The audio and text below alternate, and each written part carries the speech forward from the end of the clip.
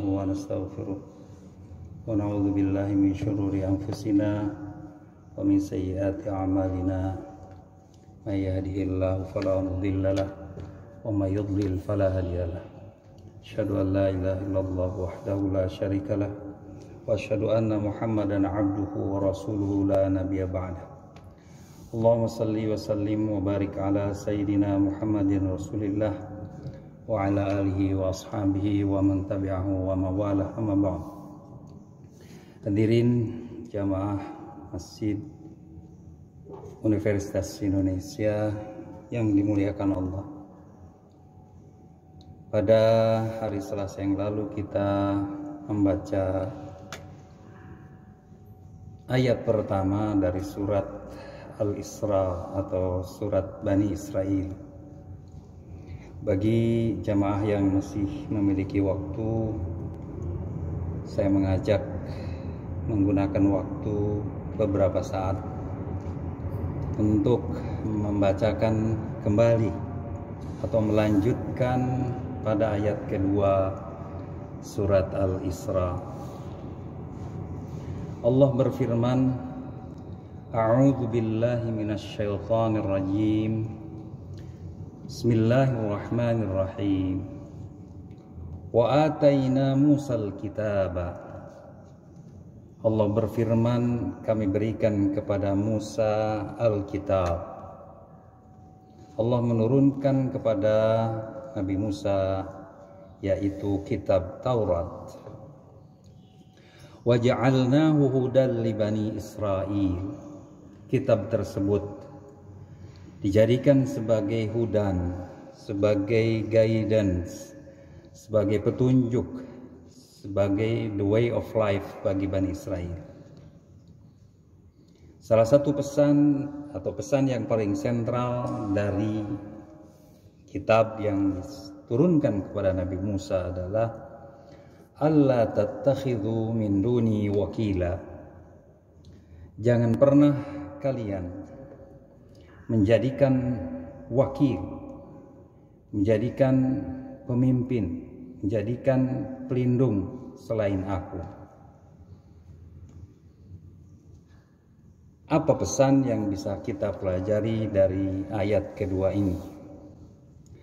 Yang pertama, setiap nabi dan rasul memiliki kitab suci. Kepada Nabi Musa diturunkan kitab Taurat, kepada Nabi Daud kitab Zabur, kepada Nabi Isa alaihissalam kitab Injil, dan kepada Nabi kita Muhammad sallallahu alaihi wasallam diturunkan kitab Al-Quran. Fungsinya sama. Kitab Al-Quran adalah dzalikal kitabu la raiba fihi hudan lil muttaqin. Fungsinya adalah guidance, pegangan supaya kita selamat dalam kehidupan dunia dan selamat dalam kehidupan akhirat. Rasul menyampaikan kepada kita telah meninggalkan dua pusaka. Lan tadillu abadan ma in tamassaktum bihima. Kalian tidak akan tersesat selama-lamanya selain berpegang teguh kepada yang dua itu. Yang dua itu adalah kitabullah Al-Quran, yang kedua was sunnat Rasul, sunnat Rasul, hadisnya. Itu yang pertama. Yang kedua, umat Nabi Muhammad juga sama diperintahkan bertawakallah hanya kepada Allah. Wa 'alallahi falyatawakkalul mu'minun. Hanya kepada Allah bertawakal, seperti halnya diperintahkan kepada umat Nabi Musa, kepada Bani Israel, supaya hanya bertawakal, menyerahkan urusan itu hanya kepada Allah. Dan kepada umat Nabi Muhammad sallallahu alaihi wasallam juga diperintahkan hal yang sama, dan merupakan misi utama. Salah satu misi utama dalam Al-Quran adalah supaya manusia sadar bertawakallah hanya kepada Allah. Kita lanjutkan dengan ayat yang ketiga. Dzurriyyata man hamalna ma'a Nuh. Bani Israel adalah keturunan daripada orang yang diselamatkan di dalam perahu bersama Nabi Nuh. Bahkan lebih jelasnya, masyarakat Israel dan masyarakat yang berkembang di Jazirah Arab itu adalah keturunan putranya Nabi Nuh atau yang bernama Sam. Sehingga siapapun yang turun dari putranya, keturunannya Sam bin Nuh disebut dengan orang Semit. Bani Israel adalah bagian dari Semit, bangsa Semit. Kenapa di sini disebutkan orang yang dibawa dengan Nabi Nuh? Nuh adalah orang soleh. Bahkan di sini diabadikan namanya sebagai hamba yang sangat banyak bersyukur. Allah begitu cinta, Allah begitu bangga, Allah begitu senang bagi siapapun yang bersyukur. Dan berbahagialah siapapun dia kalau dia diberikan kemampuan bersyukur pada Allah Subhanahu wa taala. Diberikan rezeki sedikit, bersyukur. Itu akan membawakan keberkahan. Karena meskipun sedikit, tapi Allah senang, Allah bangga. Seperti halnya Allah bangga dengan Nabi Nuh yang senantiasa bersyukur. Bani Israel adalah keturunan beliau, keturunan Nabi Nuh. Artinya keturunan orang yang baik, keturunan orang yang bersyukur, keturunan orang yang bertakwa kepada Allah Subhanahu wa taala. Ini dijadikan latar belakang, dijadikan setting bahwa Bani Israel adalah keturunan orang baik-baik. Bahkan dari Nabi Ibrahim punya putra Nabi Ishak punya Nabi Yakub. Dari Nabi Yakub itulah yang disebut dengan Bani Israel yang melahirkan 12 suku. Hadirin yang dimuliakan Allah, kalau kita kemudian mengenal bagaimana kekurangan, bagaimana kejahatan, bagaimana kekeliruan yang dilakukan oleh Bani Israel, maka kita mengambil pelajaran.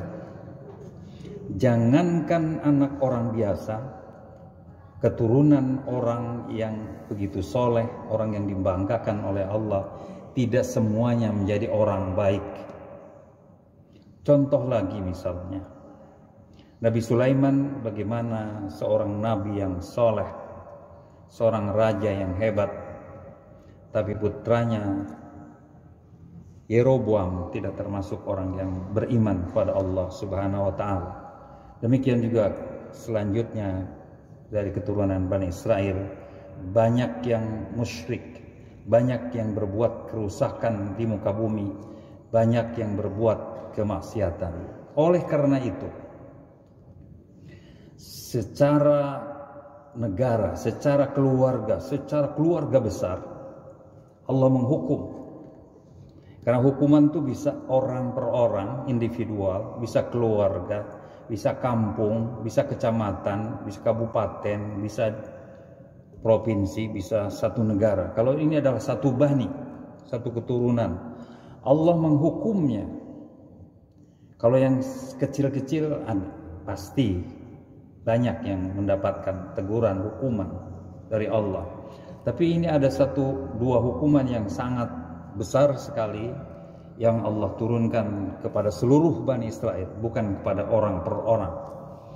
Allah mengabadikan dalam ayat keempat dari surat Bani Israel atau surat Al-Isra. Allah berfirman, "Wa qadayna ila Bani Israila fil kitabi la tufsidunna fil ardi marrataini wa la ta'lunna 'uluwan kabira." Kami sudah memutuskan dua hukuman kepada Bani Israel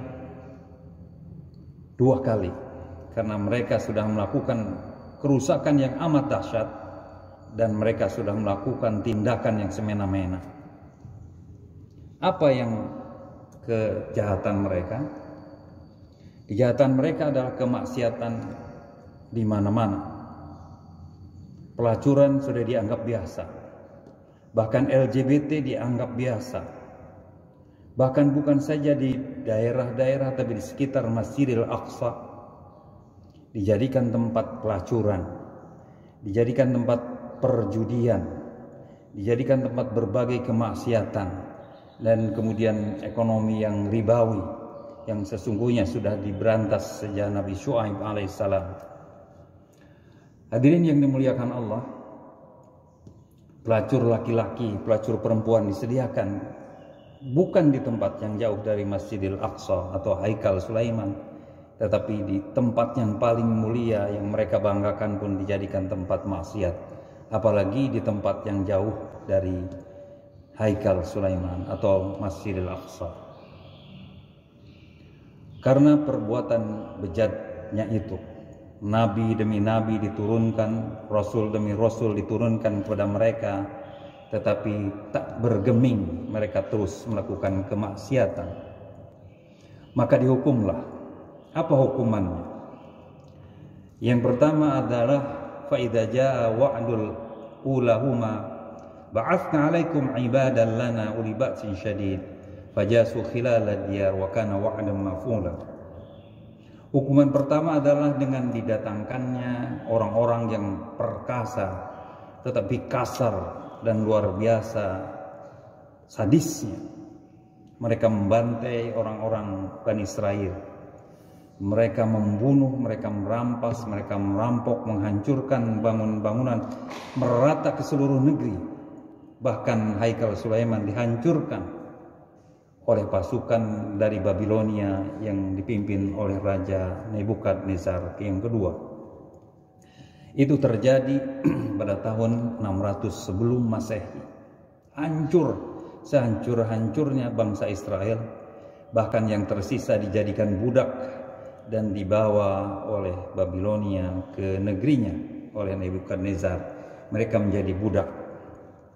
Ketika menjadi budak di negeri Babilonia, lahir juga beberapa rasul, kemudian tetap memberikan bimbingan kepada Bani Israel dan sadar kembali, tobat kembali bahwa itu kesalahan yang luar biasa yang pernah mereka lakukan secara umum oleh Bani Israel. Kalau kita sekarang mungkin secara negara melakukan kemaksiatan yang disetujui oleh negara, berbagai kemaksiatan yang disetujui oleh negara, itulah keputusannya, hukuman yang Allah berikan juga bersifat luas, seluas negara Bani Israel yang pada itu sudah terbagi dua menjadi negara Yahuda dan negara Israel. Kemudian summa radadna lakumul qarrata alaihim, kemudian kami kembalikan kesempatan untuk kembali bangkit dan mengalahkan mereka dengan bantuan Sirus Agung dari Persia. Sirus Agung mengalahkan Babilonia dan mengembalikan orang-orang Israel, Bani Israel ke Yerusalem atau ke Palestina. Dan mereka kembali bisa membangun negerinya, membangun perekonomiannya, demikian juga kekuatan bala tentaranya.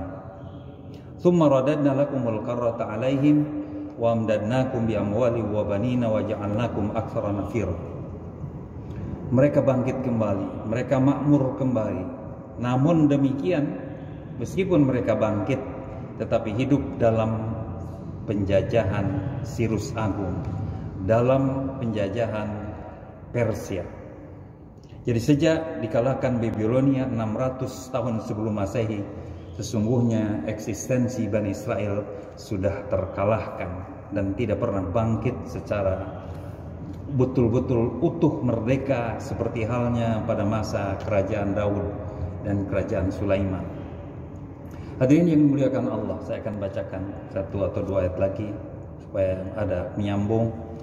Idz ahsantum ahsantum li anfusikum.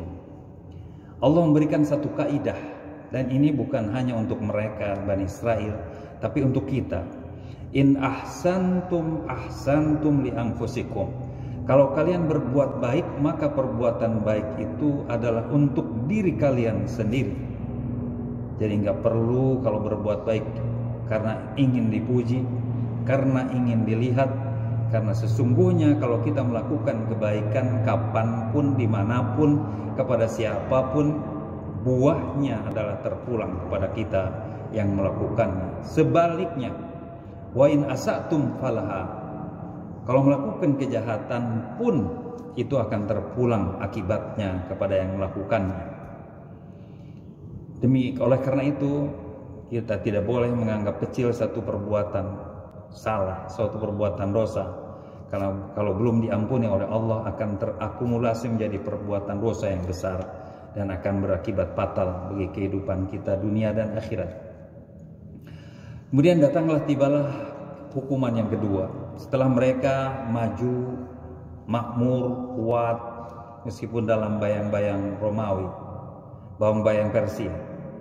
Kemudian Persia dikalahkan oleh Alexander Agung, Alexander the Great dari Makedonia. Maka jatuhlah ke dalam penjajahan dari Makedonia atau Alexander the Great, Iskandar Zulkarnain. Setelah Alexander Zulkarnain dikalahkan, Makedonia, Yunani dikalahkan oleh Romawi, maka Romawi menjadi penguasa Bani Israel. Bani Israel ada di bawah kekuasaan Romawi. Dan karena mereka memberontak, membuat kesulitan bagi penjajahnya, bagi penguasanya, maka di bawah Jenderal Titus pada tahun 70 Masehi, Bani Israel kembali dibantai sehancur-hancurnya, dibunuh. Bahkan Masjidil Aqsa yadkhulul masjid kama dakhaluhu awwal marrah, dihancurkan seperti halnya dihancurkan ketika didatangi oleh Nebukadnezar. Waliyutabbiru ma'alau tatbiru, dan apapun yang mereka dapat kuasai hancurkan. Dan Bani Israel atau orang-orang Israel, orang-orang Yahudi, disebarkan ke berbagai wilayah jajahannya Romawi menjadi budak. Maka sejak itulah berdiaspora ke berbagai belahan dunia karena ulah atau karena perbuatan penghancuran yang dilakukan oleh Romawi terhadap Bani Israel. Jadi kalau disimpulkan sebenarnya sejak 600 tahun sebelum Masehi sampai mereka mendirikan lagi, mengaku-ngaku sebagai yang berhak atas wilayah Palestina, sesungguhnya eksistensi mereka sudah hilang sejak 600 sebelum Masehi. Hadirin yang dimuliakan Allah, sebagai ayat penutup yang bisa kita bacakan pada hari ini, asa rabbukum ayyarhamakum, Allah tetap memberikan harapan. Semoga kalian bisa taubat lagi, minta ampun lagi, sehingga Allah merahmati kalian lagi. Tetapi Allah masih mengancam, wa in udtum udna, jika kalian melakukan kerusakan maka Allah pun akan menghukum kembali. Hanya saja yang harus kita pahami, Allah menghukum itu tidak nunggu hanya satu periode 100-200 tahun. Bayangkan dari 600 sebelum Masehi baru dibantai lagi pada tahun 70 Masehi, ratusan tahun. Jadi kita tidak perlu menunggu, tapi jelas setiap kejahatan akan dibalas dengan hukuman. Dan yang harus jadi pelajaran adalah bagaimana kalau dosa kita dilakukan secara masif, secara nasional. Taruhlah perjudian diadakan oleh negara, minuman keras diadakan oleh negara, itu dilegalitas oleh negara. Bayangkan apa malapetaka yang lebih dahsyat yang mungkin daripada corona, yang lebih dahsyat daripada puting beliung, yang lebih dahsyat dari banjir atau gempa bumi, tsunami, likuifikasi. Inilah yang harus dijadikan pelajaran, karena sesungguhnya la tufsidunna fil ardh, kerusakan yang sudah diakui, dilegalisasi oleh negara, baik lokal maupun secara nasional, maka itu sesungguhnya sudah mulai mengundang hukuman Allah, mengundang azab Allah. Hanya saja Allah masih menunggu untuk bertaubat, untuk segera diubah kembali, diganti kembali, supaya kejahatan itu tidak berlangsung, dan Allah keburu mengampuni, mengganti hukuman dengan rahmat-Nya. Subhanakallahumma bihamdika asyhadu an la ilaha illa anta astaghfiruka wa atubu ilaik. Assalamualaikum warahmatullahi wabarakatuh.